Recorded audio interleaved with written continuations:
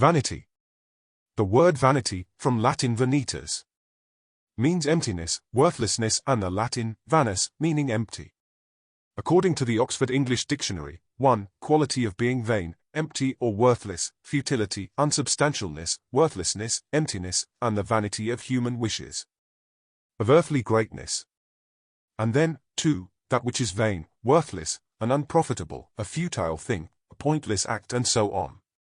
All is vanity, regarded as the pomps and vanity of this wicked world. Finally, 3. Quality of being personally vain, exaggeratedly high opinion, pride in one's own appearance, physical or mental capacities, and conceit. An injury to vanity will never be forgiven. There is one thing worth noting here, that anyone who has been in this work for some time must come to realize, which is quite simply that everything we have done genuinely remains for us, and will help us at some difficult moment in time. Then everything we have done from vanity is lost to us. George Gurdjieff always hit hard at vanity and pretense. Memory is not one thing, but many things, as there are also many kinds of memory. Things are laid down in different neurons, in different parts of centers, according to their emotional reception for us. Under certain circumstances, the connection through these neural pathways is restored, but then forgotten. Things re-enter our consciousness periodically. Small eyes remember only small things and bigger eyes remember other things. Therefore memory exists for all in scale. A person is not all at the same level. First we are a 3-story house, and then each center in each story is again divided into 3 parts, and then again. Gurdjieff took vanity and self-conceit as the worst possible evil with regard to a right relation to centers. What is the reason for this? The reason is that false personality is composed of vanity, and all its unreal imagination, where these invented eyes cannot ever connect with real eye. Vanity is the contrary of inner sincerity, and only inner sincerity can lead to real will or real eye. However, in all of us, vanity is difficult to notice and even harder to separate from. Ouspensky, in working with his groups, would ask what the most important thing is to work upon, and then render passive. Some people said negative emotions, others sleep, others internal considering, and so on. Some suggested false personality. Ouspensky would shake his head. Finally it was realized that the most important thing to notice, to work upon and separate from was ourselves. People can be divided in a broad sense into those that are living the life of false personality, with all of its intrigues, illusions, pretenses and ambitions. Then those who wish for something different, and are tired of themselves. However, this remains a useless definition, save for those who can catch some glimpse of what is meant. It is useless to argue about, and if it is mentioned, then everyone will tend to grow combative. Recall what was previously pointed out, that arguing is useless. One either sees the truth of something or simply does not see it.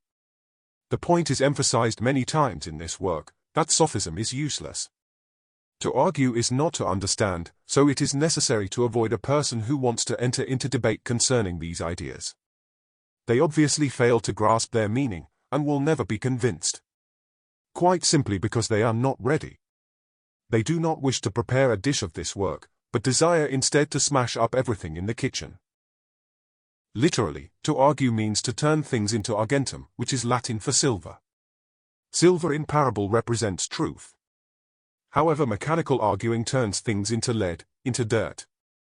If one has no inner perception of the truth, of any ideas of this work, if they do not see it as so, then it is in the wrong part of a center, and has become sown in the wrong place, falling by the wayside. On the other hand, to argue in order to make things clearer, more silver, adding more candescence, is entirely different, which is not the ordinary mode of disputing. The ordinary mode is not positive, but negative. To negate what is heard and pick holes, to use words and sophisms, without applying meaning, weaponizes them, quite simply disagreeing. If you know by experience that China exists, then you will not argue. It is simply so, and that's that.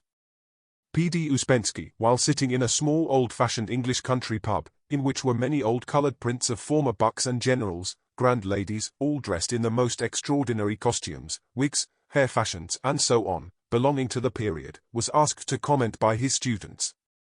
He said, "Yes, you can see how everyone represented there has a mental disease, namely vanity. He turned to Maurice Nichols with a smile and said, "You are a psychologist, why do you not write a book about real mental diseases?" Nichols asked who he should begin with. Ouspensky's eyes twinkled and he replied, "Well, with Hasnamus men. Start with Lentramus." This portmanteau was invented by Gurdjieff and formed from the names of Lenin, Trotsky, and Mussolini. Hasnamus are people like Napoleon who derive their well-being from the misfortune of others. No one is sane. To the circle of conscious humanity, we on this earth are all insane, much more insane than vain monkeys might appear to us. In the East it was once the custom to regard lunatics as sacred, and visited by God. Are we so sure about our ordinary ideas of lunacy, and what sanity is, we not perhaps misguided?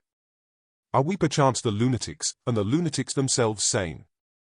To really see what we are like ourselves is an epiphany.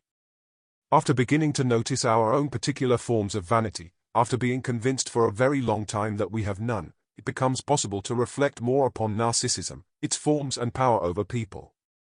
Vanity is an unnatural, outward manifestation of yourself. Recall the Eastern allegory of the magician herdsman who hypnotized their sheep, and told them they were eagles, then finally that they were men. Compulsive shoppers, who dress expensively always in new outfits and accessories, suffer from a mental disorder that is derived from a chronic sense of vanity. Nothing in them can be found save this illness of vanity. They undoubtedly believe that they are very charming and chic, imagining themselves to represent perfect examples of the latest fashions and trends of society.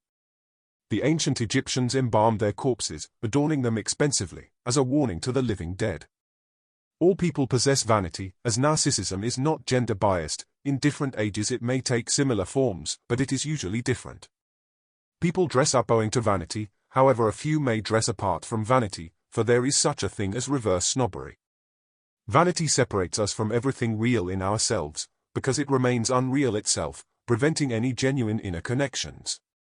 A person may have the momentary reward that vanity provides, however they feel nothing real in that moment, and so must continue to project an effect. Nothing can grow from false personality, save increasing inventions of oneself, increasing falsehood and the machinations of pseudo-self. Gurdjieff would point out that vanity, by causing continual unnatural, outward manifestations of the self, produces a certain formation or psychic compounds that surround a person's inner life, shuttering them in, as if incarcerated by a prison of their own regular fabrication. People become enclosed in their own vanity, pictures, and identifying, so much so they cannot make contact with anything real after a time, even though they might desire to do so. Their own creations, their posturing, pretense and self-absorption that they have nourished with such great force, renders them impotent to understand anything or to become something else.